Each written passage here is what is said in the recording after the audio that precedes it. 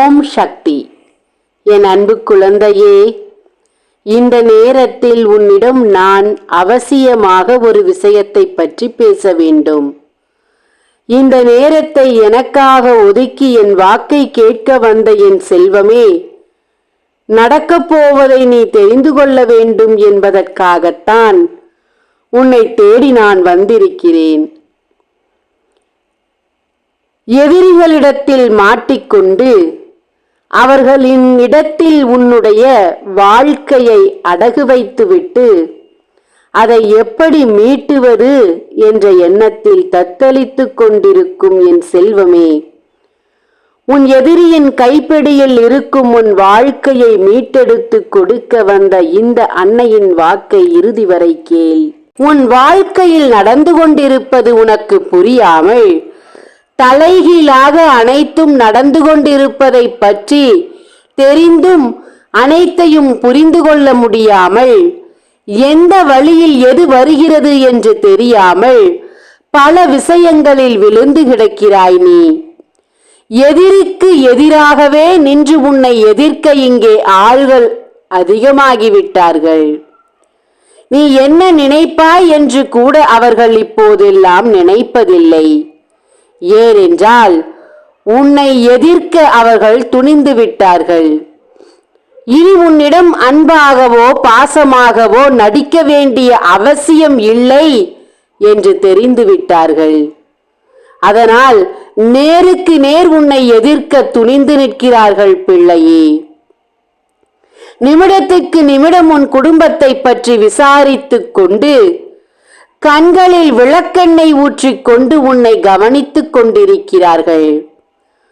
பொறாமை எண்ணம் எப்பாடுபட்டாவது தன் குடும்பத்தை உருப்படியாக்கிவிட வேண்டும் என்ற உன் எண்ணத்தில் எத்தனையோ சிரமப்பட்டு எத்தனையோ காயங்கள் பட்டு உன் வாழ்க்கையை கட்டி அமைத்து கொண்டு சென்று கொண்டிருக்கிறாய். எத்தனை அடிகள் வந்தாலும் அதை நீ வாங்கிக் கொண்டு உன் குடும்பத்தையும் காப்பாற்ற வேண்டும் என்ற எண்ணத்தில் நீ தடுமாறி நிற்கிறாய்.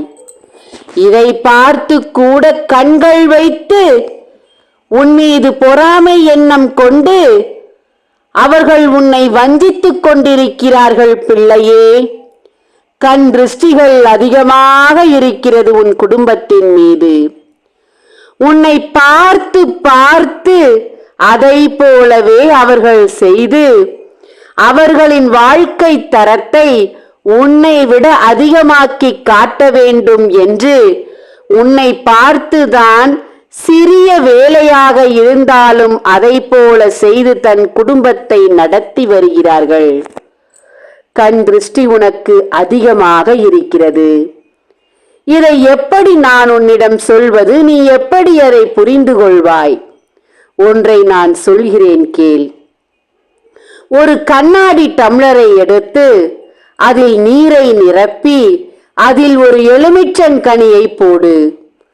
உன் வீட்டில் அதிகமாக கண் திருஷ்டி இருக்கிறது என்றால் அந்த கனி தானாக உள்ளே செல்லும்.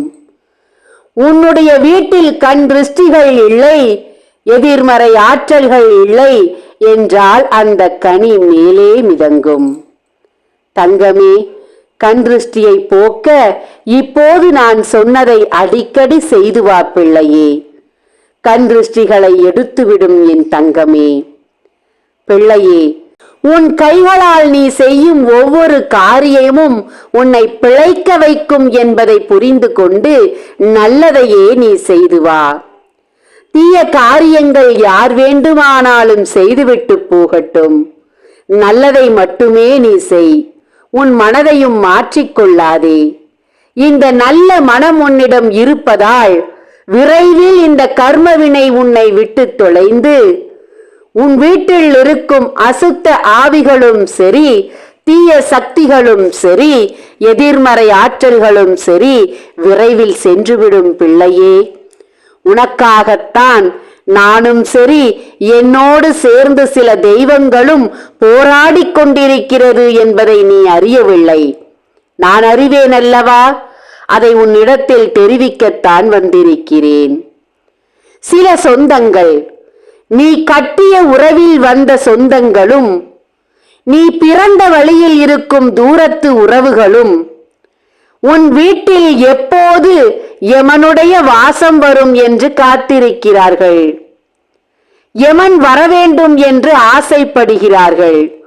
அதற்கேற்றாற்போல உன் வாயிலிருந்து வரும் வார்த்தைகளும் அப்படித்தானே இருக்கிறது. எப்போது பார்த்தாலும் வாழ பிடிக்கவில்லை, எப்போது எனக்கு சாவு வரும் என்று உன் வாய்களில் இருந்து வரும் வார்த்தைகள் என்னை அதிகமாக காயப்படுத்துகிறது. வேண்டா வெறுப்பாக எதையும் செய்யாதே. வாழ வேண்டும் என்ற ஆசை உனக்கு வர வேண்டும் பிள்ளையே. ஏனென்றால் கூடிய விரைவில் உன்னிடம் இருக்கும் கட்டுக்கள் அவிழ்க்கப்பட போகிறது. நீ எதிர்பார்த்ததெல்லாம் நடக்கத்தான் போகிறது. கேட்டதையெல்லாம் கொடுக்கத்தான் போகிறேன். தங்கமே, என் மீது இருக்கும் உன் சங்கடங்கள் அகலட்டும் பிள்ளையே. என் மீது வருத்தப்படாதே. சந்ததி சந்ததியாக உன் வாழ்க்கையை இழக்க வேண்டும் என்று உன் தாய் தந்தையருக்கு முன்னாலிருந்து விதிக்கப்பட்டது இது. நீ கண்களால் பார்த்திருப்பாயே. உன் தகப்பன் பட்ட பாட்டையும் உன் தாய்ப்பட்ட பாட்டையும் நீ பார்த்திருப்பாயே பிள்ளையே.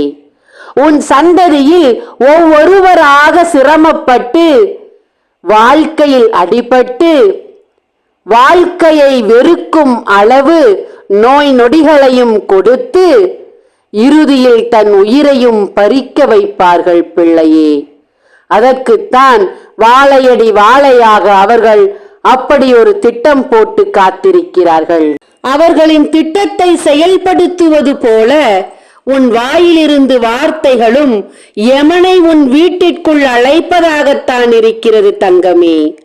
வார்த்தைகளை சற்று திருத்திக் கொள்கிறாயா? உன்னையும் உன் குடும்பத்தையும் பாதிக்காத அளவு உன் வார்த்தைகளை கவனமாக வெளிவிடு. நீ பேசும் ஒவ்வொரு வார்த்தைகளுக்காக இந்த கர்ம வினைகளும் தீய சக்திகளும் காத்திருக்கிறது என்பதை மறந்து விடாதே பிள்ளையே. நாவை கட்டுப்படுத்து. அக்கிரமமான வார்த்தைகளை பயன்படுத்தாதே. எப்போது எனக்கு சாவு வரும் என்ற வார்த்தையை வெளிப்படுத்தாதே. எனக்கு வாழ பிடிக்கவில்லை என்ற வார்த்தையை உபயோகப்படுத்தாதே. நான் சொல்வதை கவனமாக கேட்டுக்கொள். நாவை கட்டுப்படுத்து தங்கமே. இன்று இரவு நான் சொன்ன மணியிலிருந்து நான் சொன்ன மணிக்குள் ஒரு செய்தி உன் செவிகளுக்கு வரும் பிள்ளையே. அது உன் வீட்டில் நடக்க வேண்டிய காரியம். அதை அவனுக்கே திருப்பிவிட்டேன். அது எந்த உறவிலிருந்து எங்கிருந்து வரப்போகிறது என்பதை பாரென் செல்வமே. விதியிலிருந்து உன்னை தப்பித்து விட்டிருக்கிறேன். மிக பெரிய ஒரு கண்டத்தில் இருந்து உன்னை காப்பாற்றி இருக்கிறேன். அது உனக்கு இப்போது சொன்னால் புரியாது. நேரம் வரும்போது புரியும் என் தங்கமே. செல்வமே, கவனமாக வார்த்தையை விடு என் பிள்ளையே. நாவை கட்டுப்படுத்து என் தங்கமே. என்றும் உனக்கு துணையாக நான் இருப்பேன் என் பிள்ளையே. தங்கமே, நாவை கட்டுப்படுத்துவாயா? நான் சொன்ன வார்த்தைகளை அலட்சியத்தோடு எடுத்துக்கொள்ளாதே. ஓம் சக்தி. செல்வமே, உன் வாழ்க்கையில் நடந்து கொண்டிருக்கும் பிரச்சனைகளுக்கு காரணமாக இருப்பவனின் அழிவை காணப் போகிறாய் நீ. அவன் அழிவை உன் கண்களால் காணப்போகிறாய் நீ. நடந்தே தீரும். உன் எதிரியின் கையில் சிக்கி இருக்கும் உன் வாழ்க்கையை மீட்டுக் கொடுப்பேன் நான். போராடி கொண்டிருக்கும் உன் தாய்க்கு உன்னுடைய நம்பிக்கையை வெளிப்படுத்து. உன் எதிரியை அழிப்பதற்காக நீ கொடுக்கும் காணிக்கை உன் தாயை இன்னும் உற்சாகப்படுத்தி என் பிள்ளையின் நம்பிக்கை இதோ என்று கூற வைப்பேன் நான். உன் கர்மாவினிடத்திலும் தீய சக்திகளினிடத்திலும் உன் காணிக்கைக்காக காத்திருக்கிறேன் பிள்ளையே. ஓம் சக்தி. எல்லாத்துக்கும் வணக்கம்.